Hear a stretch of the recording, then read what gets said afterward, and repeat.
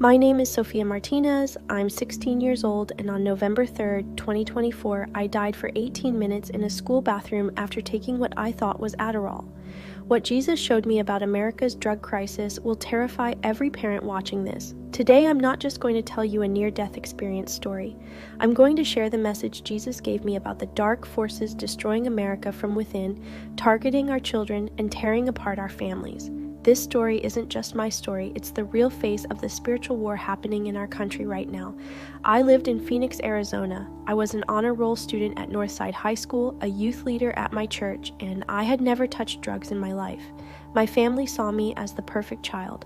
Every Sunday we went to church, I led Bible studies in the youth group, and I was preparing to apply to Harvard for college. I'll never forget that fateful day. It was the first week of November, and I was preparing for my final exams. My SAT scores were perfect, but the AP Calculus exam was stressing me out. Everything had to be perfect to get into Harvard. My mom and dad were very demanding about this. Dad worked for a construction company. Mom was a nurse at the hospital. For them, I was the family's hope, the daughter who would make the American dream come true for a poor Mexican family.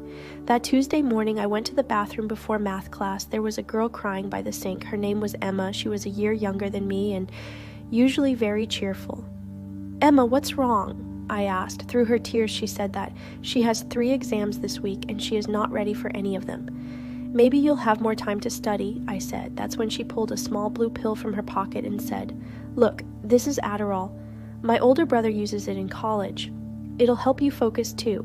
Just take half."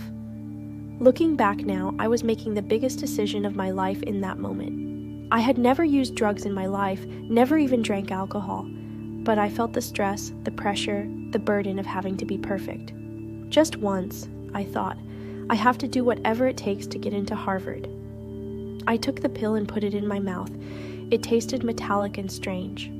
Emma said, "This will work, just wait," and left the bathroom. I looked at myself in the mirror. The girl I saw wasn't the same as before. I didn't know it at that moment, but I was about to die. The first 5 minutes felt normal. I went to math class and sat in my seat.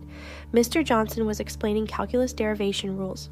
Then suddenly my heart started racing, very fast. My chest felt like it was being squeezed. I started having trouble breathing. "Mr. Johnson," I tried to say, but no sound came out. Everyone in class was taking notes, but I was starting to panic. My heart was beating so fast it felt like it would burst out of my chest. I put my hand over my heart and stood up. "Sophia, where are you going?" said Mr. Johnson. "Hospital." "I need to go to the hospital," I tried to say, but the words were getting jumbled. I left the classroom and started stumbling in the hallway. I was walking toward the bathroom, but with each step I felt worse. When I entered the bathroom, I looked in the mirror. My face was completely white. My lips were starting to turn blue. That's when I realized this wasn't Adderall. This was something else.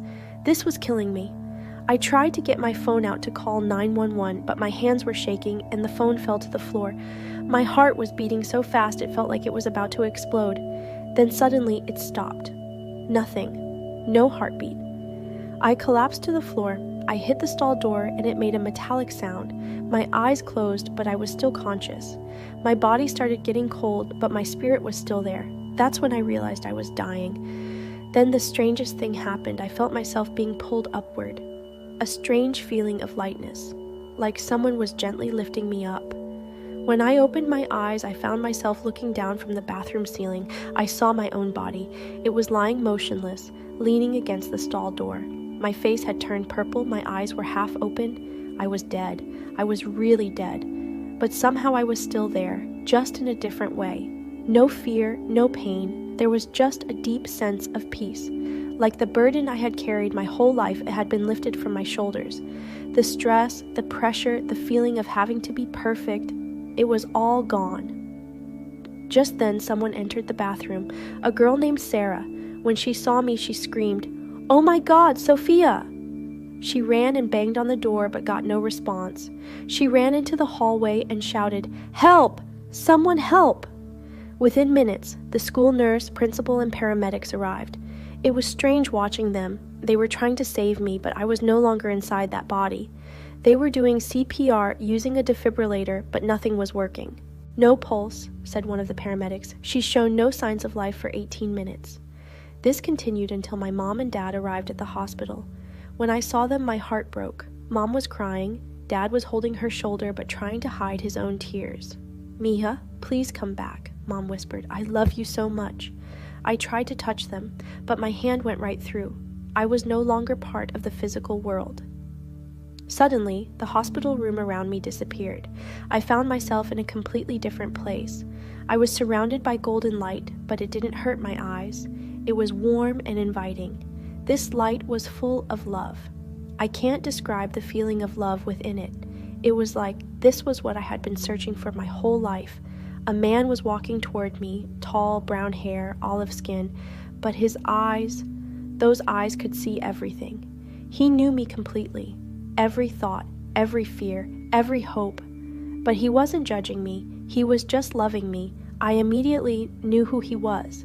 He didn't look like the pictures I'd seen in church, but my spirit recognized him. It was Jesus. "Sophia," he said, and my name coming from his lips was like music. "Don't be afraid. You're safe." "Jesus?" I whispered. "Is it really you?" He smiled, and that smile warmed my heart. "Yes, my daughter, I love you so much."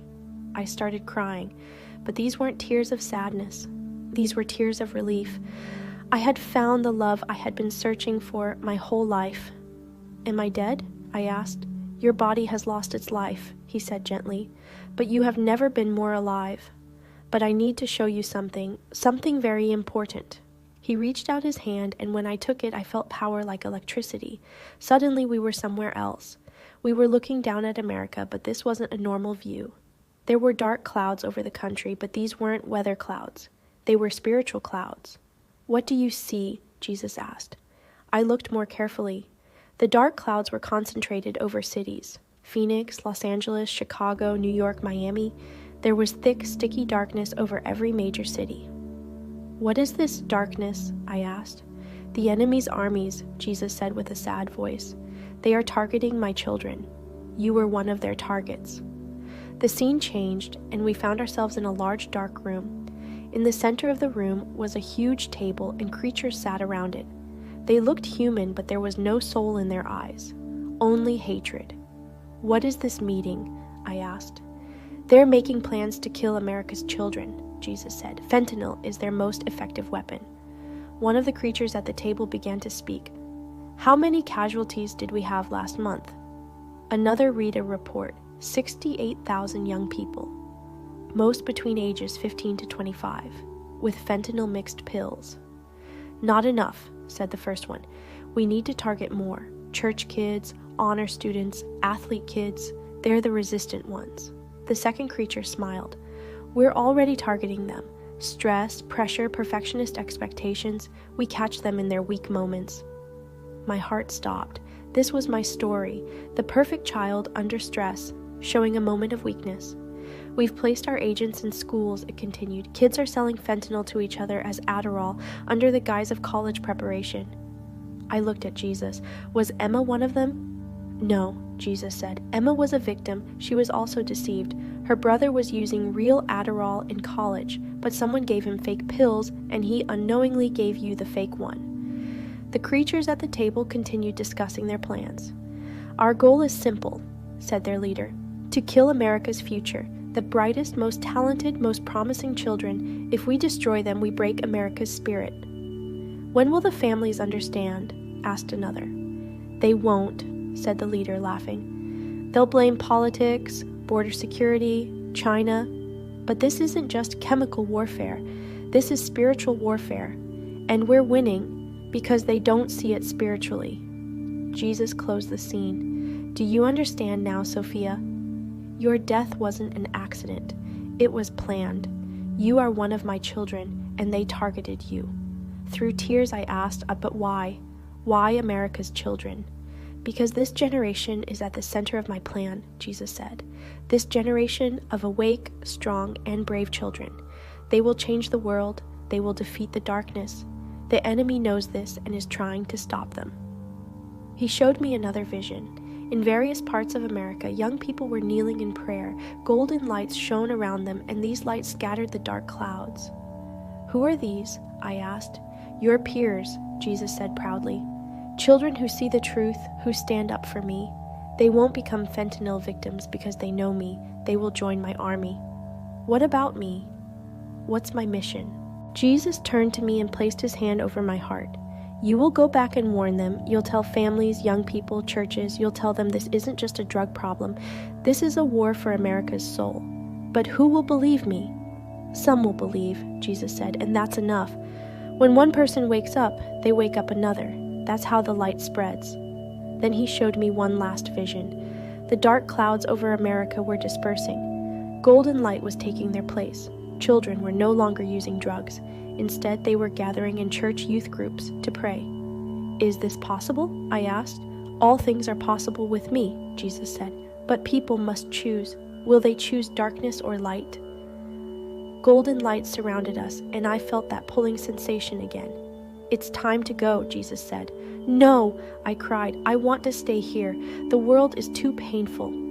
I know, daughter, he said with compassion, but your family needs you, and they need you. You will be my voice. He hugged me one last time, and in that embrace I felt the love of the entire universe. I will never leave you alone, he whispered. When you speak, I will speak.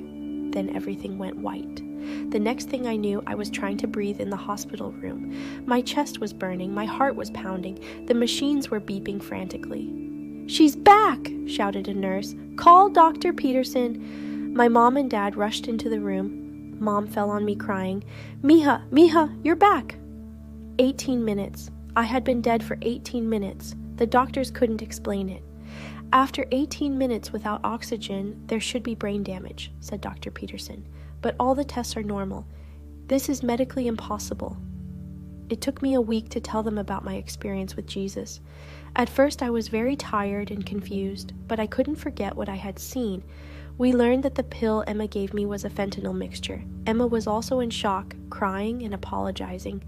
I wasn't angry with her because I knew she was also a victim. The incident at school made a big noise. Emma's brother Alex was expelled from university because they found the person selling fake Adderall. It was a friend of Alex's at university named Carlos, and Carlos had Mexican cartel connections. But what was really shocking was learning that Carlos wasn't just doing it for money. During the police investigation, Carlos's roommate said he performed strange religious rituals, read occult books, and was obsessed with destroying America's youth. That's when I understood. The dark creatures Jesus showed me were real. They were using people to carry out their plans. When I started sharing my story, other families said they had similar experiences. Clean kids, church kids, honor students, all becoming fentanyl victims with just try-it-once stories. Now, 6 months later, my life has completely changed. I haven't given up my college plans, but my priorities are different. I'm no longer working just for myself. I'm working for the mission Jesus gave me. We started a fentanyl awareness program for youth at our church. I speak at other high schools. I tell families and young people, this isn't just a drug crisis. This is spiritual warfare. My most important message is this: the enemy is waiting for your weak moments. When you're under stress, feeling pressure, under the obligation to be perfect, those moments are the most dangerous, but Jesus is stronger. If your connection with him is strong, he will protect you. Pray, go to church, join youth groups. Don't be alone. I'm also calling out to parents, talk to your children. Don't just say, don't use drugs. Tell them about spiritual warfare. Show them Jesus' power. This story isn't just my story. This is every parent's nightmare in America. But we can end it with hope, not fear. Jesus sent me back because I have a mission to give this message. The enemy is targeting our children, but Jesus is stronger. Together with him, we can win this war. If you're also in trouble, under stress, need help, please turn to Jesus. Don't look for fake solutions. Real power and peace are only in him. My name is Sophia Martinez. I'm 16 years old, and Jesus sent me back to warn you. This war continues, but we know the end. Light will defeat darkness. You just need to choose which side you'll be on. I ask for your prayers and support. Share this message, talk to your families, and remember, Jesus loves and protects you, but you need to stay close to him. God bless you all.